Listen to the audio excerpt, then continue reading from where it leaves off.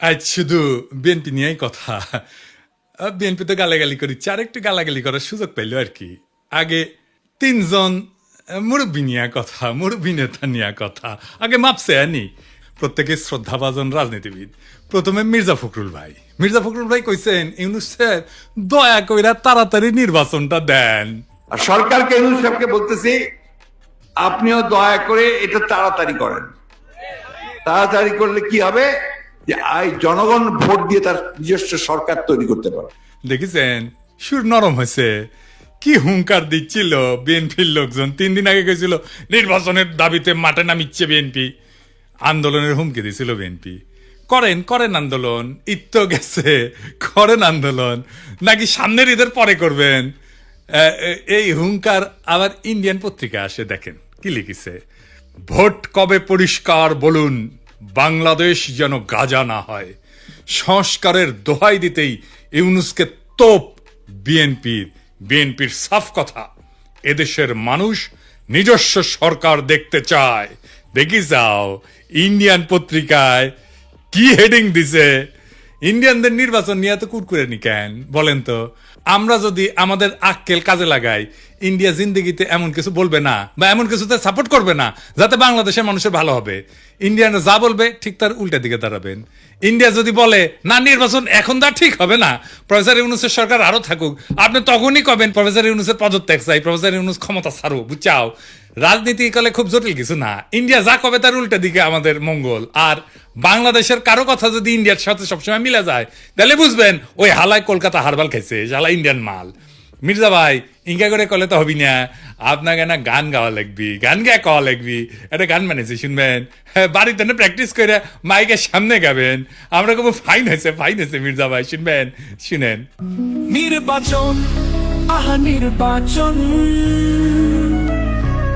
নির্বাচন চাই নির্বাচন, তা না হলে ইউনূস যাবে নির্বাসন। তে হবে নির্বাচন এই ডিসেম্বরে, তা না হলে আন্দোলন রাজপথে ঘরে ঘরে। আর নয় আন্দোলন রোজা ঈদের পরে, এবার হবে হবে ঠিক ডিসেম্বরে নির্বাচন, আহা নির্বাচন। এইবার আসেন দেখি বিএনপি কেমনে ইন্ডিয়ান বয়ান ফেরি করে, সেটাই না দেখি।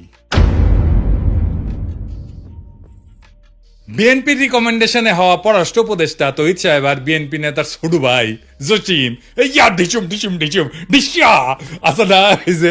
এডিটার সাহেব এটা দেখান না এই জসিমের ম্যান পিট মেলা দিন দেখি না, এটা দেখান না।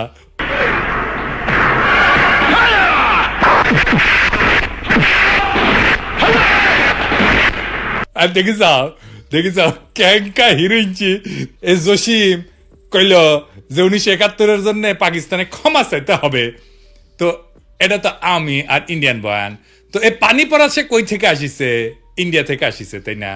সে একই পানি পড়া মির্জা ফখরুল সাহেব পাইছেন, দেখেন উনি কি বলেন।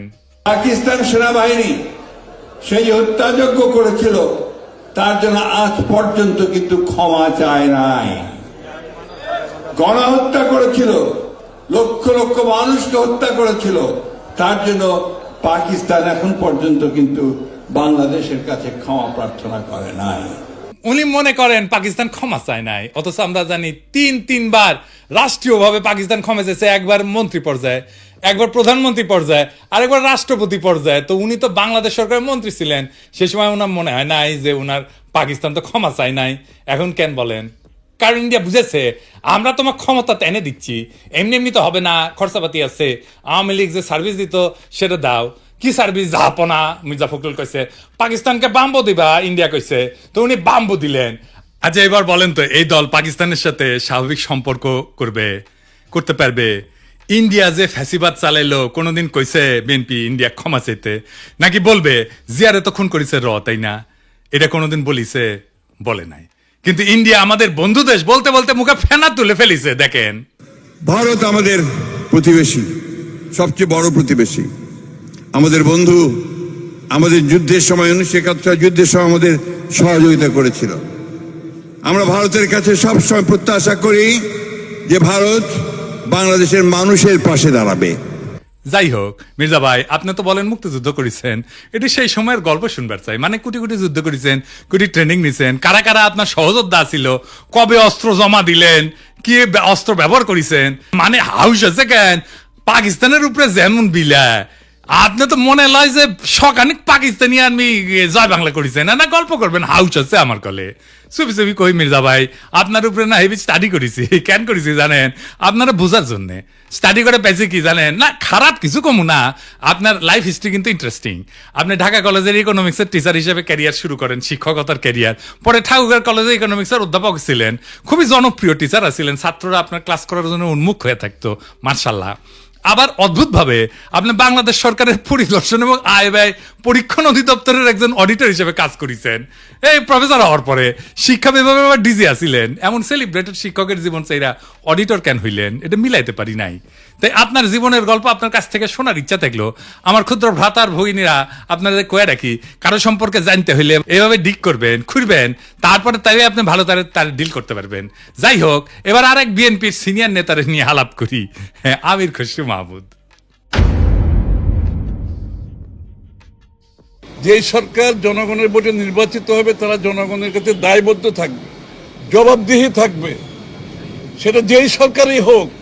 কোনো মহামানবকে বাংলাদেশের দায়িত্ব দেওয়ার জন্য বাংলাদেশের মানুষ নির্বাচনে, এই বাংলাদেশের মানুষ আন্দোলন সংগ্রাম করে নাই, ত্যাগ স্বীকার করে নাই। আর কোনো মহামানব কোনো দেশের গণতন্ত্রের সমাধান দেবে, তার জন্য বাংলাদেশের জনগণকে অপেক্ষা করতে হবে, এটা বিশ্বাস করার কোনো কারণ নেই। আমির খসরু ভাই কইছে, নির্বাচিত সরকার জবাবদিহি করবে জনগণের কাছে, কোন মহামানবকে ক্ষমতায় বসানোর জন্য বাংলাদেশের মানুষ আন্দোলন সংগ্রাম করে নাই, ত্যাগ স্বীকার করে নাই। উনি ত্যাগ স্বীকার করেছেন, ওটা ত্যাগ স্বীকারটা এটা দেখে আসেন। হ্যাঁ, আমির খসরু ভাই, আপনি তো ডিসেন্ট মানুষ, আশা করি আপনি ক্ষমতায় গেলে তো বটেই, ক্ষমতায় যাওয়ার আগেও জবাবদিহিতা করবেন, তাই না? আচ্ছা আমির খসরু ভাই, এই যে হোটেল সেরিনা আপনার ছিল তো না? এখন আপনি কইবেন যে আমি মালিকানা ছেড়ে দিছি, কথা সত্য মানলাম, আপনি মালিকানা ছেড়ে দিচ্ছেন। কয়টা জিনিস বলেন তো, যে জমিটা যার উপরে দাঁড়িয়ে আছে হোটেল সেরিনা, এটা তো চট্টগ্রাম স্টক এক্সচেঞ্জের জমি, তাই না? ওই সময় আপনি চট্টগ্রাম স্টক এক্সচেঞ্জের চেয়ারম্যান ছিলেন, তাই না? তো কি কি হয়েছিল আমি বলি খসরু ভাই, কিছু মনে করেন না, আমার কনফিউশন হয়েছে, কনফিউশন দূর করে দেওয়া আপনার দায়িত্ব। আপনি বিএনপির অতি গুরুত্বপূর্ণ নেতা, আপনি জবাবদিহিতার কথা বলেন, আপনার দলের হাতে রাষ্ট্রের দায়িত্ব যাবেন, আসেন কি কি হয়েছিল দেখি, কোথাও বই লিলে ধরে দেন, তাই না? মানুষের ভুল বোঝা ঠিক না আপনারে, তাই না? 1995 থেকে 2001 সাল আপনি তখন, এটা আওয়ামী লীগের আমল, আপনি তখন চট্টগ্রাম স্টক এক্সচেঞ্জের চেয়ারম্যান ছিলেন। এই সময় রাজুক থেকে ঢাকার Banani road number 17 plot number 27 Chittagong stock এক্সচেঞ্জের টাওয়ার নির্মাণের জন্য কেনা হয়, মাশাআল্লাহ। কিন্তু সমস্যাটা হইতেছে, ভবিষ্যতে এই জমি আপনার ব্যক্তিগত মালিকানায় পরিণত হবে। কেমনে হবে? এটা বিশাল স্টাডির ব্যাপার, মেলা সময় লাগিছে কলে, এমন কঠিন ভাবে এটা খাইছেন আপনি, মাশাআল্লাহ, জটিল ভাবে খাইছেন কলে আপনি। এটা আপনার আমার স্যালুট জানানো লাগে। যদি এরকম জমি জমার লোভ টোপ থাকলে হইনি না, আমি গেল আপনার ছাত্র হইলাম নি। কি চমৎকার ভাবে যে আপনি খাইছেন এটা। তো জমিটা পাইছেন, রেজিস্ট্রেশন হয়নি এখনো রাজুক থেকে। তো 25 সেপ্টেম্বর 1999 সালে 74তম বোর্ড মিটিং এ চট্টগ্রাম স্টক এক্সচেঞ্জে সিদ্ধান্ত হয় যে প্লটটা ডেভেলপারকে দেবেন। ডেভেলপারটা ঠিক করে ফেলেন, আপনার নাম হচ্ছে গোলাম সারোয়ার। মুশকিলটা হইতেছে উনি আপনার ভগ্নিপতি। তখন প্লটের রেজিস্ট্রেশনই হয় না। রেজিস্ট্রেশন হওয়ার আগে আইনত আপনি ডেভেলপার নিয়োগ দিতেই পারেন না। আপনি ডেভেলপারকে নিয়োগ দেন ওই মিটিং এ, এটা একটা প্রক্রিয়ার লঙ্ঘন, কারণ এটা তো আপনার ব্যক্তিগত প্রতিষ্ঠান না। 19 জানুয়ারি 2000 সালে রাজুকের সাথে রেজিস্ট্রেশন হয় আপনার চট্টগ্রাম স্টক এক্সচেঞ্জের। আপনি চেয়ারম্যান থেকে নিজের ভগ্নিপতিকে ডেভেলপারের দায়িত্ব দিতে পারেন? হ্যাঁ, আপনি মুরব্বী মানুষ, জিজ্ঞেস করলাম আর কি। মানে ধরেন আমি যদি কখনো চট্টগ্রাম স্টক এক্সচেঞ্জের চেয়ারম্যান হই, আমি কি আমার ভগ্নিপতির স্টক এক্সচেঞ্জের জমিতে বিল্ডিং বানানোর জন্য ডেভেলপার হিসেবে নিয়োগ দিতে পারবো নাকি পারবো না? এটা কয়া দিলেন আর কি, শুনলাম মুরব্বী মানুষ না। আচ্ছা, এইবার 15 নভেম্বর 1999 75তম বোর্ড মিটিং, মানে একটা পরেই আর কি, এখানে সিদ্ধান্ত হয় যে গোলাম সারোয়ারের সঙ্গে চুক্তি হবে যে চট্টগ্রাম স্টক এক্সচেঞ্জকে উনি বেসমেন্ট এবং 5টা ফ্লোর দেবেন, মানে 6টা আর কি। ভালো কথা, এই 5টা ফ্লোরের কথা মনে রাখেন, বেসমেন্ট ছাড়া 5টা। হ্যাঁ, এরপর 13 ফেব্রুয়ারি 2000 সালে চট্টগ্রাম স্টক এক্সচেঞ্জের বোর্ডকে পাশ কাটায় স্টক এক্সচেঞ্জের সিইও ওয়ালিউল মারুফ মার্টিন এবং গোলাম সারোয়ার আপনার ভগ্নিপতি, এই দুইজনের মধ্যে একটা আনরেজিস্টার্ড চুক্তি হয়। যে চুক্তি কখনো রেজিস্ট্রেশন হয়নি। আপনি আগে বোর্ডের মিটিং এ ডিসিশন নিয়েছিলেন 5টা দিবেন ফ্লোর, এইখানে আপনি লিখলেন 4টা ফ্লোর দিবেন, এটা কমে গেল আর কি। এটা অবৈধ চুক্তি এবং জালিয়াতিপূর্ণ চুক্তি। এখানে পেনাল কোড 467, 468 এবং 471 ধারা লঙ্ঘন হয়েছে, আইনের ভাষায় কইলাম আর কি। তো 74 এবং 75তম বোর্ড মিটিং এ গোলাম সারোয়ারকে ব্যক্তিগতভাবে ডেভেলপার হিসেবে নিয়োগের আলোচনা হয়, কিন্তু সিইও যে সিগনেচারটা করলো না যে 4টা মিটিং এ, ওইখানে হোটেল সারেনার মালিক হিসাবে তার সাথে এগ্রিমেন্টটা হইলো। সারেনাকে তখন হয়নি যখন আপনি বোর্ড মিটিং করেছেন, বুঝছাও। তো এই সিইও ওয়ালিউল মারুফ মার্টিন সে বোর্ড মিটিং উপেক্ষা করে সারিনার সাথে একটা চুক্তি করলো। সে কি পারে? হ্যাঁ, পারে না, তাই না? যাই হোক, স্টক এক্সচেঞ্জের তরফ থেকে আনুষ্ঠানিক বা বৈধভাবে সারিনাকে কোনো দায়িত্ব দেওয়া হয়নি, তাই না? হ্যাঁ, বোর্ডকে পাশ কাটায় যে আপনি সারিনাকে দায়িত্ব দিলেন, এটা আপনি পারেন না। এরপর 23শে মে 2000 সালে গোলাম সারোয়ার মানে আপনার ভগ্নিপতিরে একটা পাওয়ার অফ অ্যাটর্নি দেওয়া হয় যাতে জমি বন্ধক দেওয়া, আর্থিক ক্ষমতা দেওয়া হয়, কিন্তু ওইটাতে আবার কোনো ফ্লোর বন্টনের উল্লেখ নাই। এই চুক্তিতে বোর্ড অনুমোদনেরও উল্লেখ নাই। 10ই জুলাই 2000 সালে আপনি এবং বাদী আপনার স্ত্রী সারিনার 50% শেয়ারের মালিক হয়ে যান, কিনে নেন আর কি। কি টাকা দিচ্ছেন কে জানে। হ্যাঁ, ভগ্নিপতিকে রাস্তা তৈরি করে দিচ্ছেন, এখন নিলেন শেয়ার। 2010 পর্যন্ত হোটেলের মালিকানা ছিল আপনার। এইভাবে প্রাতিষ্ঠানিক সম্পদকে পারিবারিক ব্যবসায় রূপান্তর করে ফেললেন। এটা একটা জ্ঞাত ষড়যন্ত্র, ইংরেজিত কয় ক্রিমিনাল কনস্পিরেসি। ইংরেজিত যেহেতু কইছে ঠিকই কইছে। হ্যাঁ, 20শে নভেম্বর 2004 সাল রেজিস্ট্রেশন হয় জমিটার গোলাম সারোয়ারের নামে। অদ্ভুত ব্যাপার। তবে দলিলে সম্পূর্ণ ভবনের উল্লেখ নাই, দামে ব্যাপক গরমিল দেখানো হয়, এটি সরকারকে রাজস্ব ফাঁকি দেওয়া হয়। দলিলে প্রকৃত দাম না দেখানো পেনাল কোডের 420 সিটিং এই ধারার আওতায় পড়ে। এইবার ভবন নির্মিত হয় আলহামদুলিল্লাহ, জিলাপি টিলাপি খাওয়া হয়, বিলার টিলার দেওয়া হয়। ভবনের অনুমোদন ছিল কত? 15 তলার। আপনি ভবনটা বাড়াইছেন কত? 20 তলা, 5 তলা এক্সট্রা, 12 হাত কাকুরের 13 হাত বেশি দেখেছি না, সেরকম 15 তলা অনুমোদিত বিল্ডিং এর 20 তলা হয়ে যাওয়া দেখলাম আমরা। এটা রাজুকের নিয়ম ভঙ্গ কইরা অবৈধ নির্মাণ, নগর উন্নয়ন আইনের গুরুতর লঙ্ঘন। আর চট্টগ্রাম স্টক এক্সচেঞ্জের 4টা ফ্লোর পরে এটা কমায় 4টা করা হয়েছিল না, সেটা আসলে যে অতিরিক্ত ফ্লোর বানায় দুটো থেকে দেওয়া হয়েছে। মানে মাছের তেলে মাছ ভাজিছেন, পুরা বিল্ডিং আর জমিন মালিক হয়ে গেছে আমির খুরশিদ মাহমুদের পরিবার। বুঝেছাও? মজার এই দারুণ চালাকি কইরা এমন একটা জায়গায় আপনি সম্পদ বানাইলেন, কি ফাইন সিস্টেম কইরা। আচ্ছা, খালেদা জিয়া এতিমখানার টাকা সরান নাই, টাকা ব্যাংকে ছিল, কিন্তু উনি নাকি নিয়ম মানেন নাই, তাই উনারে জেলে নিল হাসিনা। আপনার নামে কেন কোনো মামলা হইল না? আপনি তো বলেন আপনার মালিকানা নাই। মালিকানা ছিল তো ওই সময়, এক সময়, তাই না? ওই মালিকানার কি আপনি নিতে পারেন? আপনি ডিউ ডিলিজেন্স করেছিলেন, করেন নাই। আপনি জানতেন না 15 তলার পারমিশন নিয়ে 20 তলা বানানো হয়েছে? হ্যাঁ, তাও তো শেয়ার কিনেছেন। আপনার তো ডিউ ডিলিজেন্সই ধরা পড়ে যাওয়ার কথা। এই সারিনাতেই তো আপনি আবার ফার্মের বাসায় দান্দিক বোকা চোদাদের নিয়ে মিটিং করেন, কমিউনিস্টদের নিয়ে। ইনভেস্টমেন্ট সামিটের টাইমেও মিটিং করেছিলেন। আপনার কি প্রফেসর ইউনুসকে জবাবদিহিতার কথা বলা মানায়? আমি খুশি ভাই। হ্যাঁ, আগে দেখতাম মানুষ রাজনীতি করতে এসে গরিব হয়, বাংলাদেশে দেখতেছিস খালি সবাই বড় লোক হয়, বড় লোক হয়, বড় লোক হয়, টেকায় খালি টেকা। আমির খুশি ভাই, এটাই সমস্যা। কি সমস্যা হচ্ছে? টেকা কামানোর জন্য রাজনীতি যদি কেউ করে, তার মাথার তো খালি টেকা আর ধান্দা ঘুরবি। রাষ্ট্র তো একটা হিউজ রিসোর্স, তাই না? ওই রিসোর্সের মালিকানা নেওয়াটাই কি রাজনীতি? আপনি তো রিক্সাওয়ালা, ঠেলাওয়ালা, গার্মেন্টস শ্রমিক, বাস শ্রমিক, কৃষক, ক্ষেতমজুর, ক্ষুদ্র ব্যবসায়ীর কথা ভাবতে পারবেন না। দল মুরুক্ষ সদাদের পাইবেন, আইসা গালাগালি করবে। শীর্ষ নেতারা মেদিনীপুরের ভাষায় কথা বলবে, আর মুরুক্ষ সদাদের আইসা আমার মালওয়ান করবে, গালি দিবে। সব আর্কাইভ করা আছে। ইলেকশনের আগে গালির কোলাস কইরা কোন নেতার সাথে ওই মুরুক্ষ সদা ছবি তুলিছে, সেগুলো দিয়ে এপিসোড বানাবনি। মিলিয়ন মিলিয়ন দেখে দেখবি, ফ্রি ক্যাম্পেইন করে দিব। আমি কিছু ভাই, আমি তো আমার শেষ হয়নি কথা, এটা কেস স্টাডি লিখেছি আপনার সারিনা কেলেঙ্কারি নিয়া। এই কিচ্ছা একাডেমিয়াতে ঢুকাই তুমি, খালি আওয়াজ দিচ্ছি না, আমার কথাবার্তা হয়ে গেছে কলে ফাইনাল। কেস স্টাডির নাম দিচ্ছি কি জানেন? The hotel Sarina controversy, conflict of interest and abuse of power in Bangladesh. এটা মেলা জায়গাত পড়ানো হবি, এটা কর্পোরেট গভর্নেন্সে পড়ানো হবি, কনফ্লিক্ট অফ ইন্টারেস্টে পড়ানো হবি, ম্যানেজমেন্টে পড়ানো হবি, পলিটিক্যাল সায়েন্সে পড়ানো হবি। কোনটি না, কতগুলো জায়গায়। আরো দিন সাথে যাবি ফাইনাল করার জন্য, আপনি বিখ্যাত হয়ে যাবেন। কইছিলাম না আমাকে লেরো না, কাকে লেরতে কাকে লেরে ফেলেছেন। এবার মির্জা আব্বাস ভাই,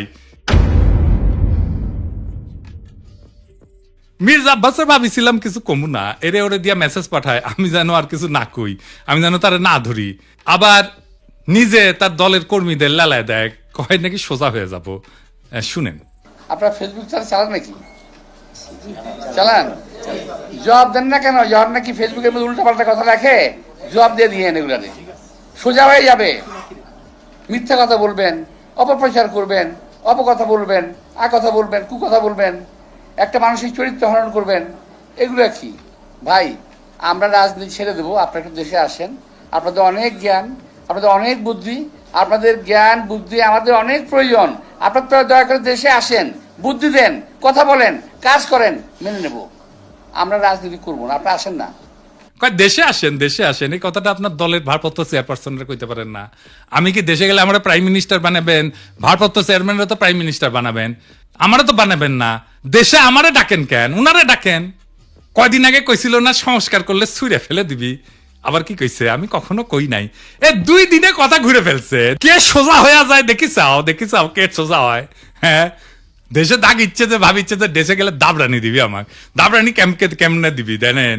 এই যে তার দলের নেতা স্কুল শিক্ষকের কলজা টেনে ছিঁড়ে ফেলাতে চায়, দেখি চাও। টানি ছিঁড়ি ফেলবো, একবার টানি ছিঁড়ি ফেলবো তোমার। সেনো তুমি সেনো, চলো তোমার খারাপ খুব আমাদের একবারে নিশ্চিন্ন করে দিব তোমার। কি বলে কথা বলো তুমি? সেনো বিগ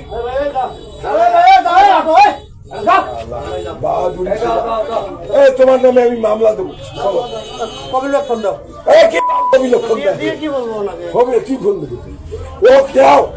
আমি থানা যায়া আমি ওখানে ইসরায়েল লিখবো, লিখি ওকে অ্যারেস্ট করে দিয়ে তারপর আমি আসবো। কুড়িগ্রামে কি কয় ক্ষমতা না আসতে আসতেই এই শুরু করেছেন। ক্ষমতা গেলে কি করবেন এটা পাবলিক জানে। আপনাদের তো উন্নতি হইতেছে না, ক্রমাগত অবনতি হইতেছে। দুঃশাসন শুরু করলে আবার লড়াই শুরু করবো। দেশের মানুষকে তো আর অরক্ষিত রাখা যায় না। মির্জা আব্বাস ভাই, আমি সোজাই আছি, কিন্তু আপনারা একেবারে ফ্ল্যাট করে দিব, একেবারে হুতায় দিব, উঠবার পারবেন না। এই বুড়া বয়সে আপনি কল্পনা করতে পারতেছেন না আপনারা আমি কোন দিক দিয়ে ধরবো। মিশা কথা আমি কইছি, কোন কথাটা মিশা কইছি কইবেন? হ্যাঁ, কোন সেক্টরে মুক্তিযুদ্ধ করেছেন, কার সাথে যুদ্ধ করেছেন? আমি নানাভাবে ক্রস চেক করিয়া কইছি আপনি বালের মুক্তিযুদ্ধ করেছেন, মুক্তিযুদ্ধের নামে মিথ্যাচার করেছেন। দিন বদলাইছে মির্জা আব্বাস ভাই, শেরের উপরে শোয়াশের আছে। শোনেন মির্জা আব্বাস ভাই, মানুষের 3টা জিনিস ডরায়, এই ডর দেখায় মানুষের শাসন করছেন এতদিন। জানের ভয়, সম্মান হারানোর ভয়, আর সম্পদ হারানোর ভয়। আমার জানের ভয় নাই, সম্মান হারানোর ভয় না, আমার সম্মানই নাই। আপনি কি নিবেন? আর সম্পদ এটা কেড়ে নিতে পারবে না কেউ। আপনার লেসপেন্সারদের পিছে লেগে দিতে পারেন, বাংলাও শিখতে পারবেন না।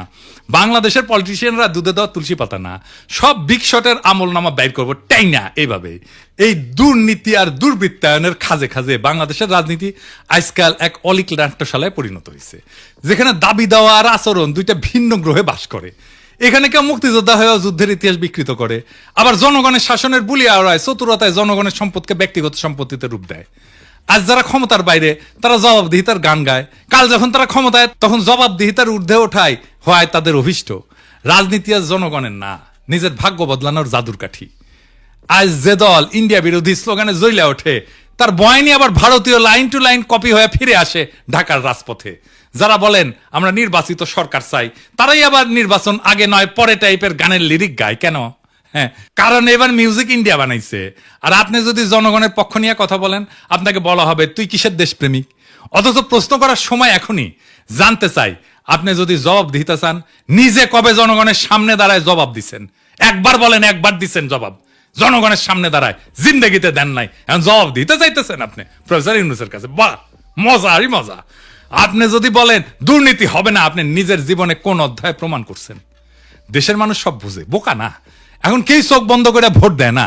তারা জানে ঢাকা শহরের প্রত্যেকটা বিল্ডিং এর ছায়ায় লুকায় থাকে এক একটা রাজনৈতিক ষড়যন্ত্র, একটা দুর্নীতির ইতিহাস। এখন সময় আসছে গলা ছেড়ে বলার, এই দেশ কারো বাপের না, পারিবারিক ব্যবসা না। এদেশের জমি, গ্যাস, শিক্ষা, ভোট সবই জনগণের সম্পদ। আর এই সম্পদের হিসাব চাই, জবাব চাই, বাম ডান না, ন্যায় অন্যায়ের মাপকাঠিতে। কারণ আজ আপনারা রাষ্ট্র ক্ষমতা নেওয়ার কথা বলতেছেন, নির্বাচনের কথা বলতেছেন, আপনার বগলে পুরানা লুটের খতিয়ান। এই বাংলাদেশকে আমরা বদলাবো, বাংলাদেশকে আমরা আমাদের স্বপ্ন দিয়ে সাজাবো, আমাদের বর্ষা বিপ্লবের স্মৃতি দিয়ে ভরাবো। এই দেশ আপনাদের মতো নেতাদের না। এই দেশ প্রত্যেক জনতার, প্রত্যেক নাগরিকের। এই দেশের মালিক আমরাই আমজনতা। আমরা যাচাইব, জনতা যাচাইবে, দেশ সেভাবে চলবে। রাজনৈতিক দলের